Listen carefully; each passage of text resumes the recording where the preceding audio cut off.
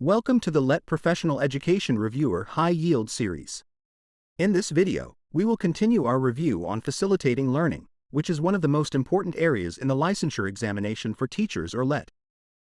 This is part 2 of our LET ProfEd Facilitating Learning series. If you have not watched part 1, make sure to check that video first so you can review the earlier concepts and questions. In this video, we will go through several practice questions that frequently appear in the LET, together with clear explanations that will help you understand the key principles in learning theories. As you watch, try to pause the video and answer the questions first before listening to the explanation. This will help strengthen your mastery of the concepts. Now, let us begin with our first practice question. Let us begin with LET practice question number 1. Listen carefully. Teacher Anna gives a star to any student who finishes their seat work early. What principle of operant conditioning is she applying? Here are the choices. A. Negative reinforcement.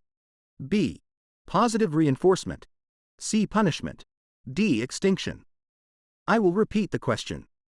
Teacher Anna gives a star to any student who finishes their seat work early. What principle of operant conditioning is she applying? A. Negative reinforcement. B. Positive reinforcement. C. Punishment. D. Extinction. Take a moment and think about your answer. Pause for a few seconds. Let us now discuss the correct answer. The correct answer is letter B, positive reinforcement. Positive reinforcement is a concept from B.F. Skinner's operant conditioning theory. It occurs when a pleasant stimulus is added after a behavior, in order to increase the likelihood that the behavior will happen again. In this situation, the teacher gives a star, which serves as a reward for students who finish their seat work early. Because the star is a positive stimulus added after the desired behavior, students are more likely to repeat the behavior in the future. Therefore, this is a clear example of positive reinforcement. Let us move on to the next question in our Facilitating Learning Part 2 series. Now let us proceed to LET practice question number 2. A child can perform a task with the help of a more knowledgeable other, but cannot do it alone yet. This level is called. Here are the choices. A. Zone of proximal development. B. Scaffolding. C. Cognitive apprenticeship. D. Self-regulation.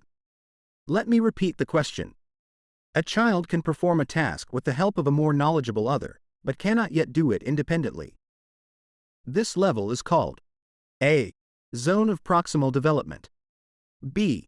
Scaffolding. C. Cognitive apprenticeship. D. Self-regulation. Take a few seconds to think about your answer. Pause. Now let us examine the correct answer. The correct answer is letter A, zone of proximal development. This concept comes from the theory of Lev Vygotsky, a major figure in social constructivism.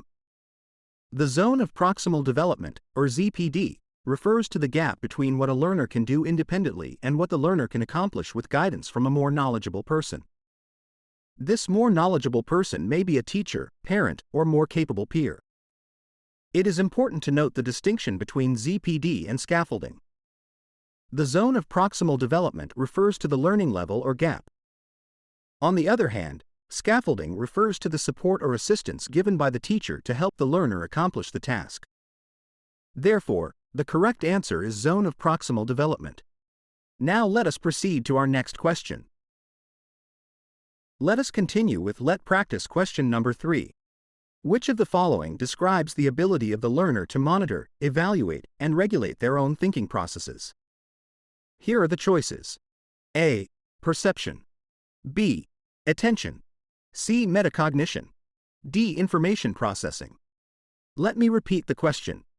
Which of the following describes the ability of the learner to monitor, evaluate, and regulate their own thinking processes?